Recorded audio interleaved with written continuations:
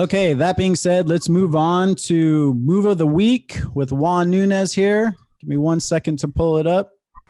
And I believe this fight, we're watching an old Juan Nunez fight at Grappler's Quest against Takanori Gomi. So take it away, Juan. To break it down, simple, Jay, it is just a defense from a heel hook, heel hook attack to the foot. Do you understand the technique that he's intending or he's trying to apply? I do. He's trapped your knee there. You're spinning, not letting him get the angle on you. And popping your knee out eventually, it looks like. Excellent, because what I'm trying to do basically right now it is a for our audience to understand what it means to a heel hook, which is a different style of submission, which is not many tournaments allow to be applied. Grappler Quest regulations, it used to be very, very wild in the sense, even though it's just grappling, wrestling, jiu-jitsu, sambo, judo, uh, it means like the rule set is for everyone.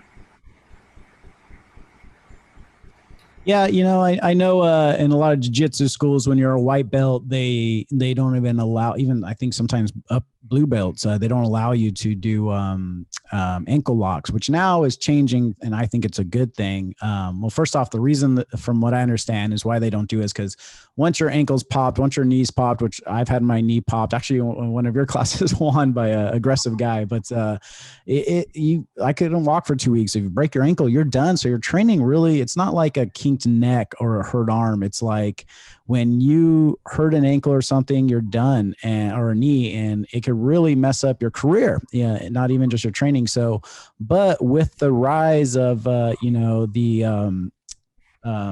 guys, Gordon Ryan and stuff like that came up and just changed the game with ankle locks. Wow, I'm blanking on all the other guys, like Gary Tonin, who's the Wolverine, Eddie, I forget his name, but Danaher Death Squad really went after the ankles, and they were submitting black belts. And so now I know I was in 10th Planet at this time. They started going ankle lock, ankle lock, ankle lock every day, no matter what level. And I think it's a good thing because you need to understand 50% of the body when you're competing, in my opinion. What are your thoughts, Juan?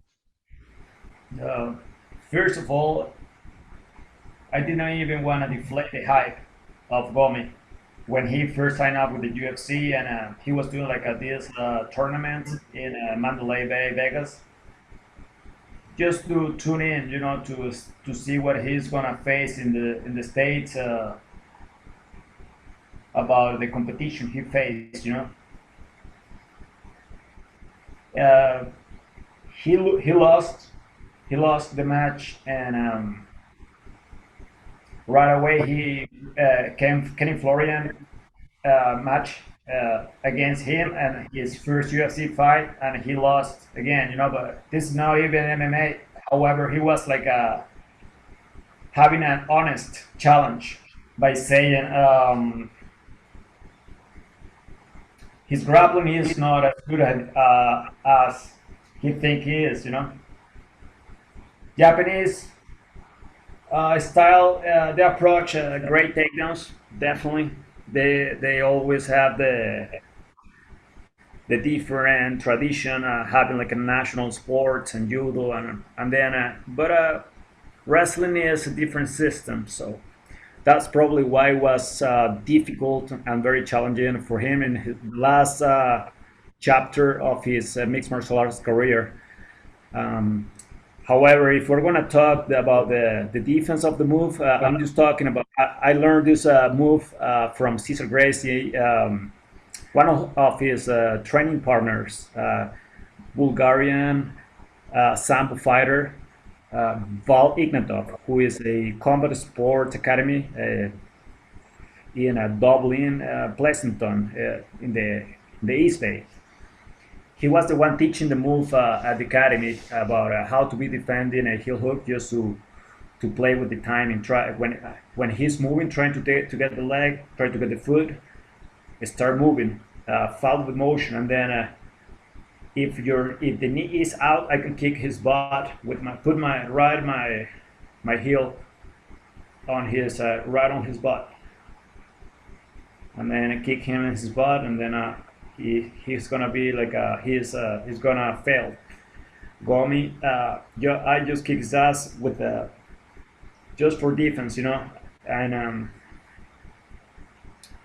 my knee needs to be out of the way. It cannot be in between the thighs. Impossible. It's not happening, and it's just my technique was better. That's why I get out of there and I won the match. Yeah, I mean, it looks. I kind of miss that the push off with the foot. It's great. And it also looks like when you're turning, because it looks like at the beginning, if you didn't do anything, you probably would have been in trouble, right? Because your knee looked kind of in the gray area, but pretty much in the right area. But as soon as you spun, it seemed like to loose out. But as you're spinning, you're also grabbing both his feet and kind of taking them off. It appears. Is that correct? Or is that just the instinct? I understand your argument. The technique was the attack was technically was alright. The attack was technically. You see, the Japanese bring the Achigarami culture, which are the leg locks attacks. So I'm sure he practiced his difference in his academy, especially those techniques. He went for it a few times in his academy, I'm sure. However, on the other side, in California, we practice how to stay firm, and move out of the way, stay in the sidelines, and learn different moves, and be forever a student of the system. Gracie Jiu-Jitsu, Sambo. That's why what we talked before about Cesar. He always brought guys with different skills. But I can show you a list of people, and we can have this conversation, serious conversation about defending a heel hook against Japanese Gomi. Well, I'll take your word for it, because as far as ankle locks, I know very basic stuff, being a low-level jiu-jitsu guy. But I think all I know is to hop over the knee, and then when they switch the onto the other foot, hop over the other knee. But it's nice to spin with the push of the ass, if you will, the butt, because I have learned this technique before as well in San Francisco. I believe I just never really mastered it, but great work, Juan. And to have a victory over someone like Takanori Gomi, who has a huge name in MMA and grappling, is great. It does look like he's going for the knee bar, and then he even switches it up to a foot lock, huh? Was that a toe hold? Exactly, definitely, yeah, exactly. That's exactly what it is. He switch a smart switch and do something else. But a little too late, because you're already out. I said, but it was almost a little too late because you're already kind of out of there. Mm-hmm. I was a step ahead. I was a step ahead. Jiu-Jitsu in Northern California is amazing. Very technical. Thinking about Cesar Gracie connections, what we talk about. If we take a look of the map, understand, like Santa Rosa up north, San Francisco down south. You want to see different gyms, Pleasant Hill, right, always in the middle, and this is aside. Yeah, a lot of great schools and academies up in Northern California, as well as Southern California too. But all of California, you get great training in the United States. But well, that's great, Juan. And what year was this? Early 2010. I believe Gomi was training in Texas. He was training just to get the weather away. Okay, yeah, because Grappler's Quest, I don't know if it's still around, but Grappler's Quest was a huge grappling tournament that I was very familiar with with just being an MMA guy when I was younger around that time. But Grappler's Quest was huge.